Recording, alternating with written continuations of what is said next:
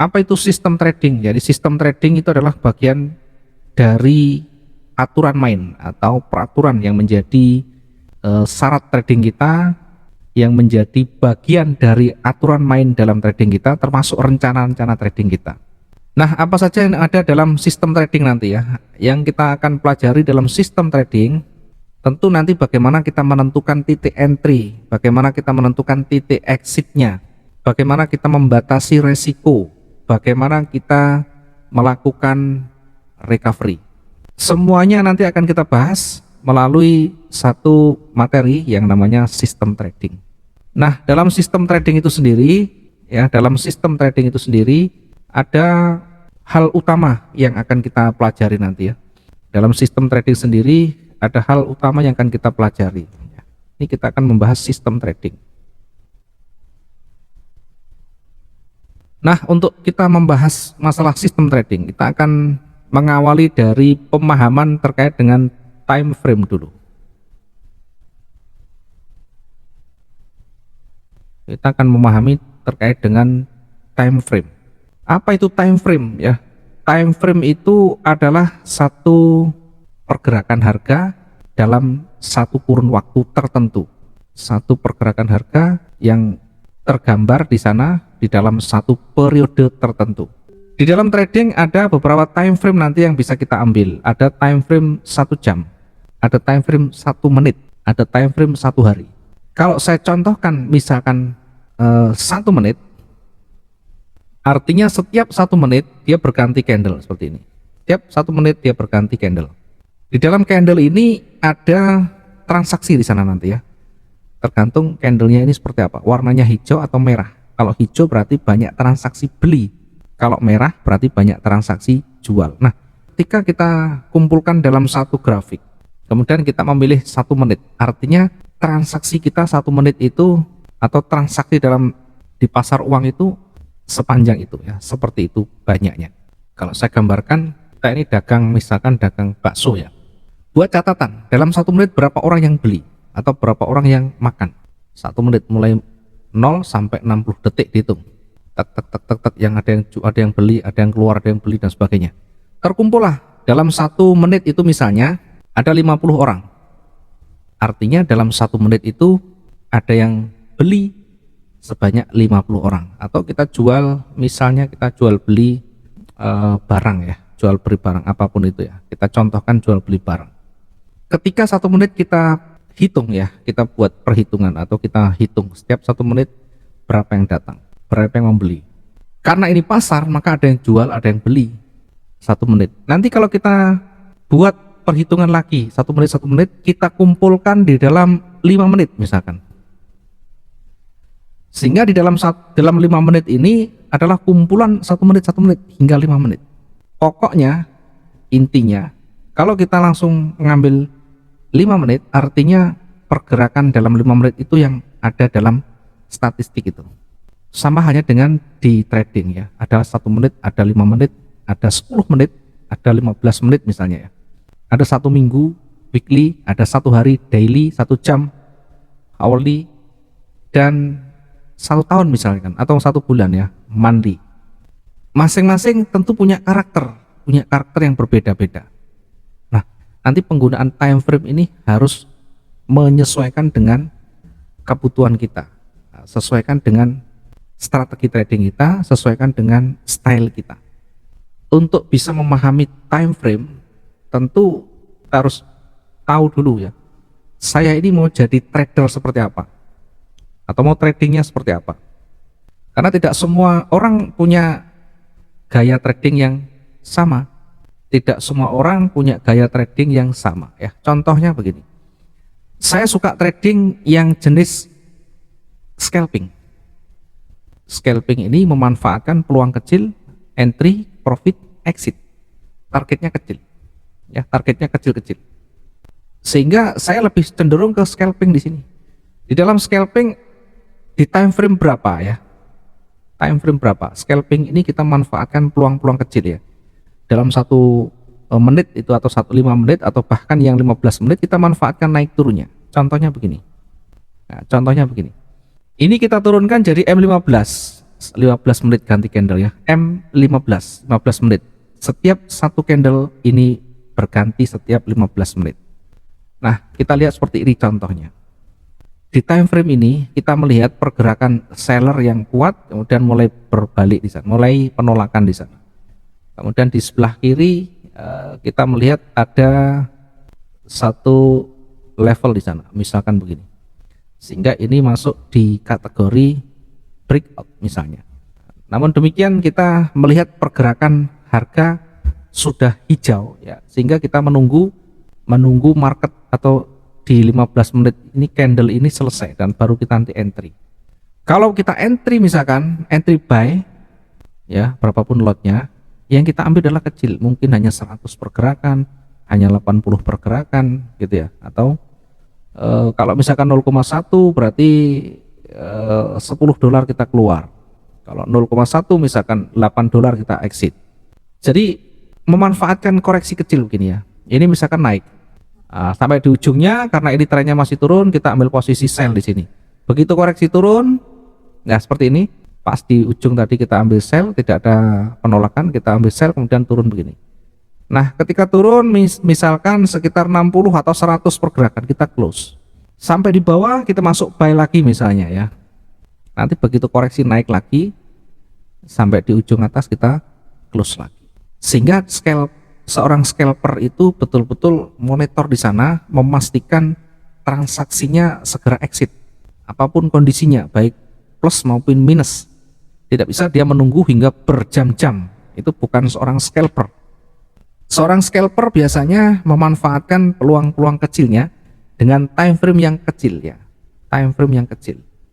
Tadi kita membahas scalping ya.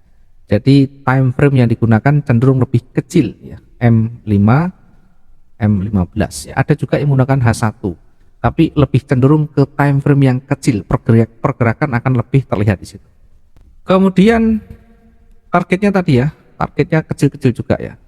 Ya, tidak mengambil terlalu banyak, bisa antara 60 sampai bahkan 100.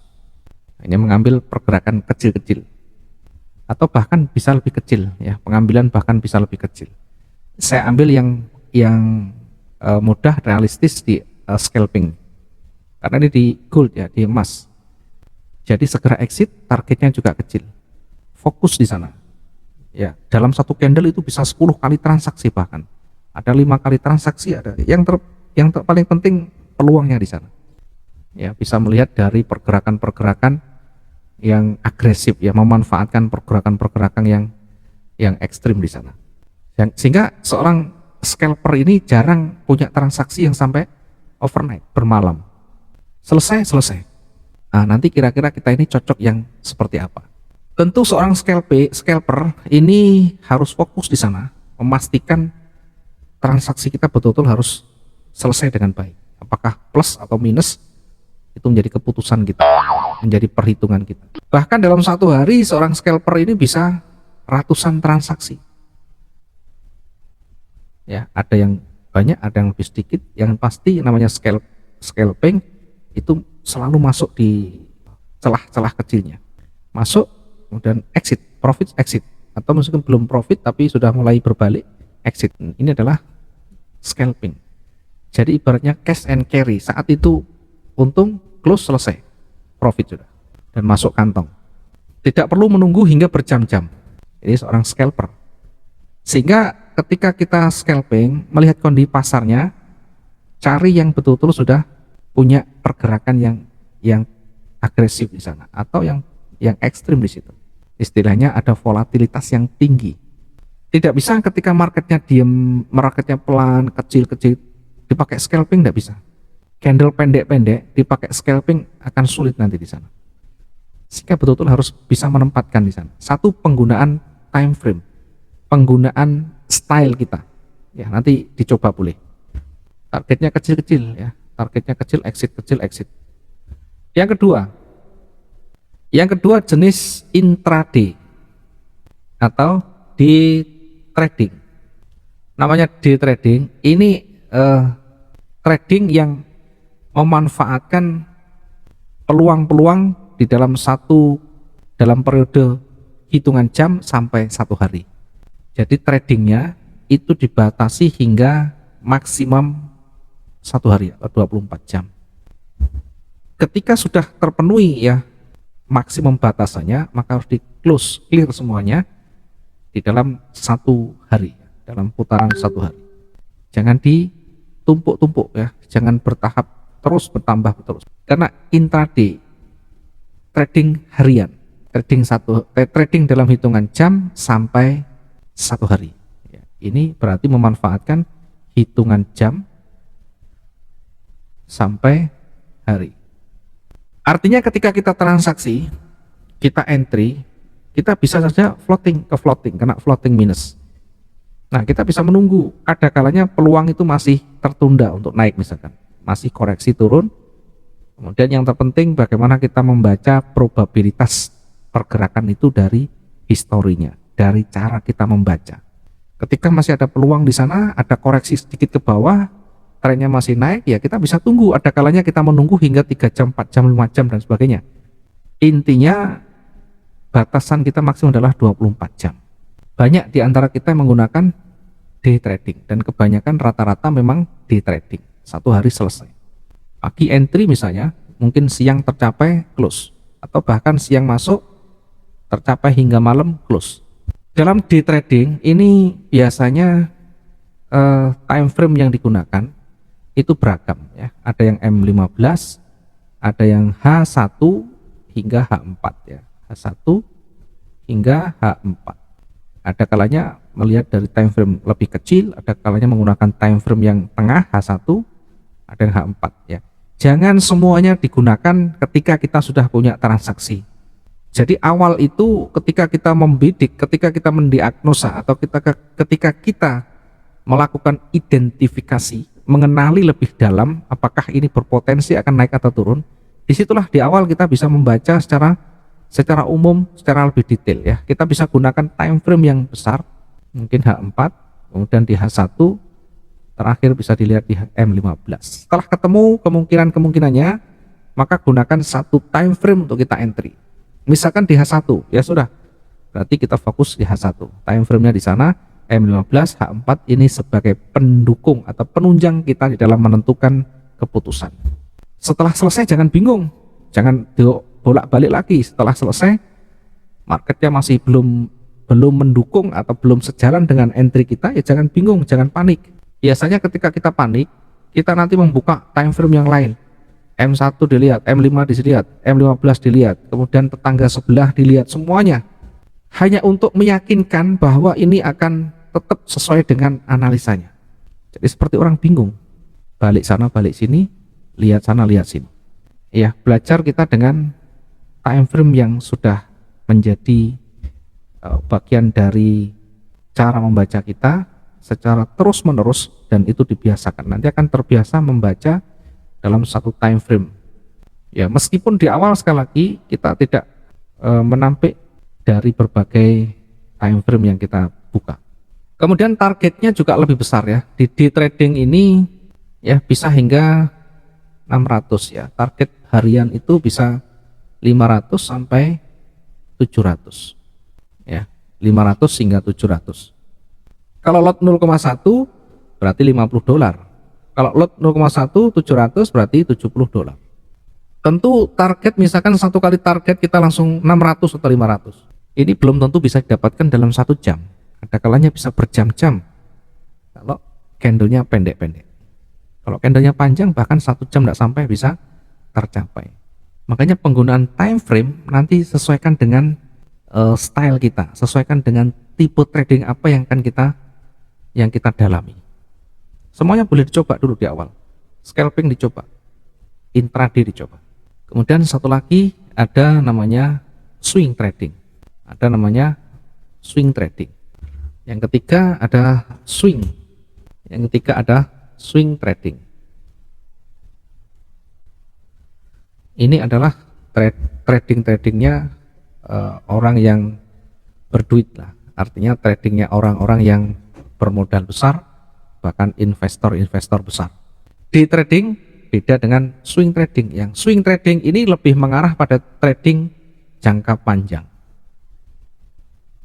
swing ini lebih mengarah pada trading jangka panjang, sehingga tidak heran ketika di luaran sana entry di sana, awal entry nanti 3 minggu berikutnya baru close posisi, untungnya ya bisa puluhan ribu, ya tergantung modalnya. Makanya ada yang biasanya di sana menyampaikan, oh saya sudah dapat sekian ribu atau bahkan sekian puluh ribu dalam waktu sekian minggu, dalam waktu sekian bulan. Tentu ini satu harus bermodal yang cukup besar, yang modal besar, karena kalau modal kecil nanti tidak mampu menahan laju floating. Ketika kita entry salah, marketnya berbalik dan tidak mampu menahan floating, maka modal bisa habis. Ya, kebanyakan trading itu ya buat jangka panjang memang sebenarnya, tetapi tentu bukan berarti yang harian tidak bisa dimanfaatkan, ya. Bisa saja yang harian kita manfaatkan, yang terpenting pintar-pintar kita manfaatkan. Trading swing ini bisa dalam hitungan hari, bisa dalam hitungan minggu, bisa dalam hitungan bulan, bahkan dalam hitungan tahun, ya, tergantung yang mau diharapkan seperti apa, targetnya bagaimana. Ada juga swing yang sampai tahun-tahunan, ya, 5 tahun bahkan 10 tahun dan sebagainya. Ini lebih cenderung ke investor nantinya. Kalau sudah tahun-tahunan berarti sudah masuk di kategori investor. Nah, kita mau seperti apa? Kalau mungkin seperti ini ya jelas kita tidak termasuk di dalamnya. Mungkin kalau hanya 1 bulan 2 bulan masih bisa, ya. Kalau sudah tahunan kita tentu tidak bisa, karena sebagian dari kita trading ini untuk menopang, ya, kebutuhan kita. Ya, kalau yang swing, yang trading jangka panjang itu memang sudah kaya, jadi sudah punya modal besar, uangnya juga tidak dipakai, jadi tinggal menambah-nambah saja, ya. Daripada didepositukan, tentu lebih banyak ditradingkan, ya. Peluangnya lebih besar ditradingkan. Tentu nanti analisanya berbeda, swing trading, day trading, dan scalping. Nah, ketika kita menggunakan swing trading, ini time frame yang digunakan beda, ya. Swing trading itu time frame-nya juga bukan time frame kecil, ya. Time frame yang digunakan ini minimal D1, ya. D1 rata-rata W1. Semakin tinggi time frame, semakin mendekati tingkat keakuratan atau punya tingkat keakuratan yang tinggi. Semakin rendah time frame, semakin banyak candle-candle palsu yang muncul di sana. Lah berarti kita enak pakai time frame besar dong. Iya, tapi kita mau enggak menggunakan swing trading? Karena W1 ini tidak cocok untuk day trading. Tidak bisa dan tidak cocok. Tidak ketemu nantinya. Analisa kita akan sulit karena kita membaca weekly. Weekly itu yang pasti mingguan. 1 minggu baru ganti candle. Kemudian targetnya juga berbeda. Ya, dari mulai ribuan hingga puluhan ribu dan ratusan ribu pip, ya, yang kita targetkan di sana. Oke, kita kembali ke materi, ya. Nanti bisa pilih, ya, di antara 2, scalping atau day trading. Kalau swing mungkin terlalu jauh. Tadi penggunaan time frame.